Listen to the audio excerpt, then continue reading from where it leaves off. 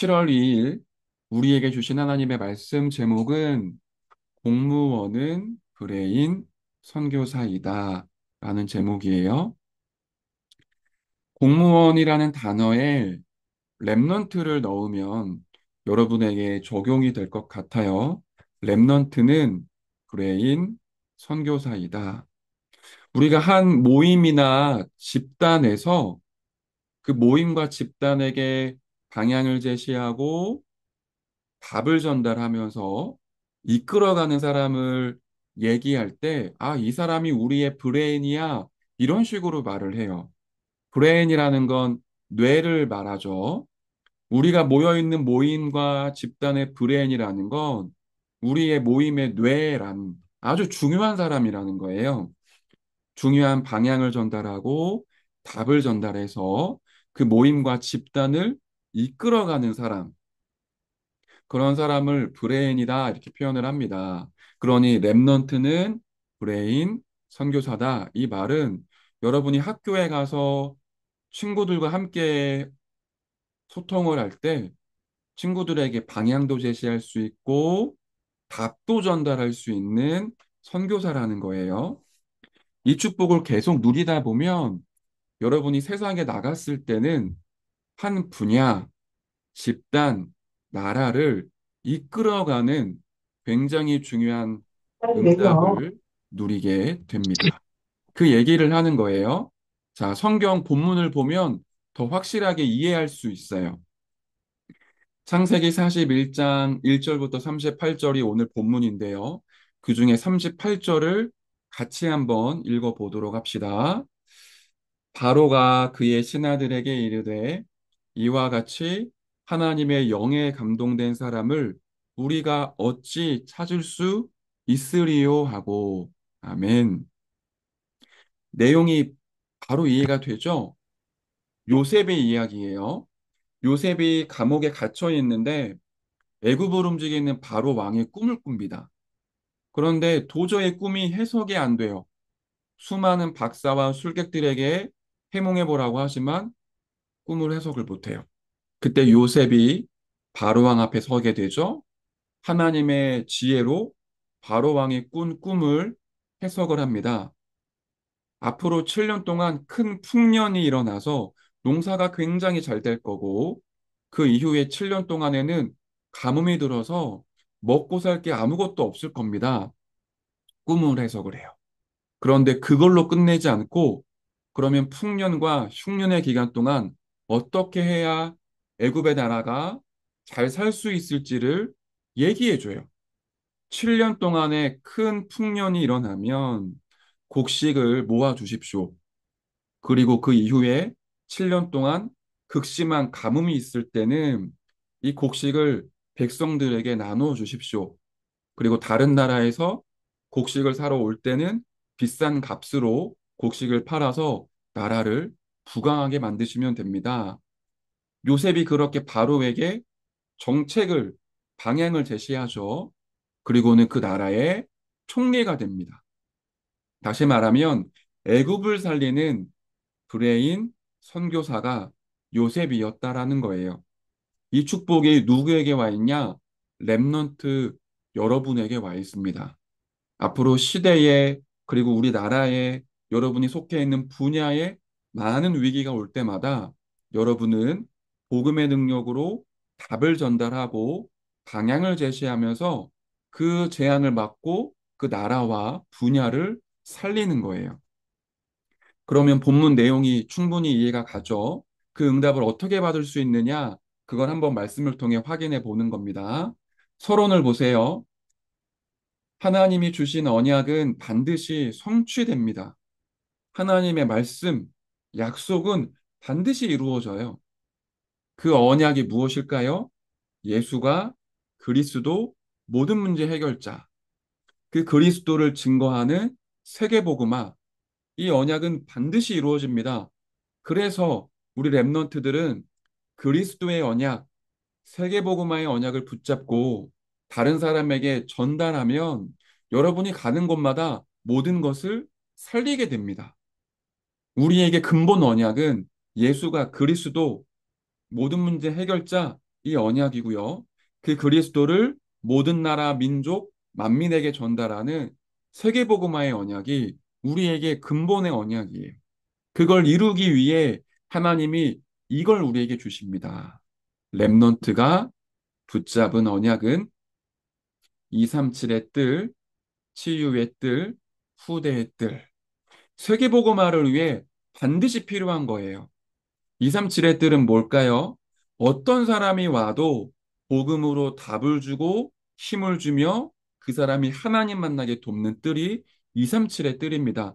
모든 다민족, TCK, 모든 사람들이 하나님을 만날 수 있도록 복음을 증거하는 뜰이 237의 뜰이에요. 그런데 그렇게 몰려오는 사람들이 영적으로, 정신적으로, 육신적으로 병든 부분들이 너무 많아요. 그래서 복음으로 살리는 뜰이 치유의 뜰이고요.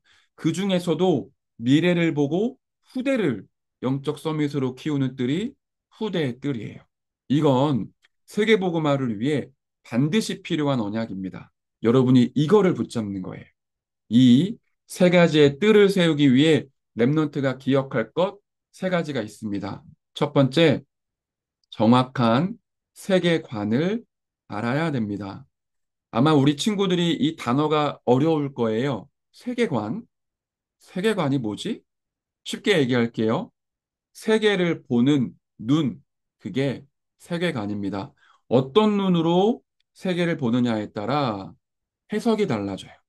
우리는 하나님의 말씀이라는 안경을 끼고 세계를 봅니다. 그런데 많은 불신자들은 자신들의 기준을 가지고 세계를 봐요. 그러니까 세계를 바라볼 때 기준이 돈이 최고야 이런 사람들이 있어요. 아니야. 착하게 사는 게 제일 중요한 거야. 이렇게 보는 사람들이 있어요. 우리는 하나님의 말씀으로 세계를 봅니다. 그러니까 이런 해석이 나와요. 우리는 눈에 보이는 세상 나라에 살고 있습니다. 그런데 성경은 눈에 보이지 않는 사탄의 나라와 하나님의 나라를 말하고 있습니다. 우리는 사탄이 있다라는 걸 알고요. 하나님 나라가 있다라는 걸 알고 있어요. 그 눈으로 세계를 보는 겁니다.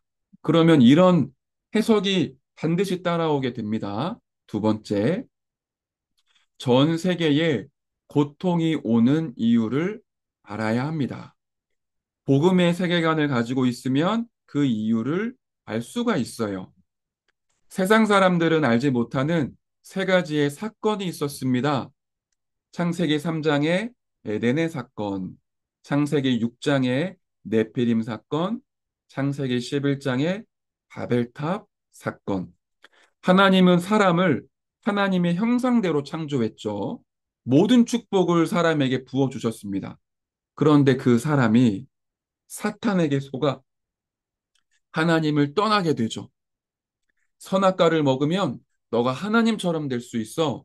그 메시지를 사단이 전달했는데 여기에 속아서 선악과를 따먹고 하나님을 떠나는 사건이 벌어지게 됩니다. 이게 창세기 3장 에덴 동산의 사건이죠.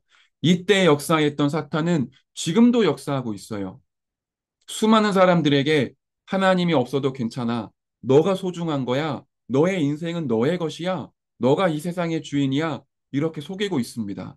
굉장히 훌륭한 말인 것 같지만 하나님을 떠나게 하는 메시지예요. 지금도 계속되고 있죠. 창세기 6장은 네피림 운동이 일어납니다. 하나님을 떠난 인간이 사탄과 하나가 되어서 사단이 주는 힘을 가지고 세상을 지배하기 시작했어요. 그게 네피림 운동이에요. 이때 노아 홍수 사건이 일어나게 되죠. 창세기 11장은 그렇게 사단 악한 영과 하나가 되고 악한 영의 힘을 빌려서 하나님을 대적하는 바벨탑을 쌓습니다. 지금도 이 일은 계속되고 있어요.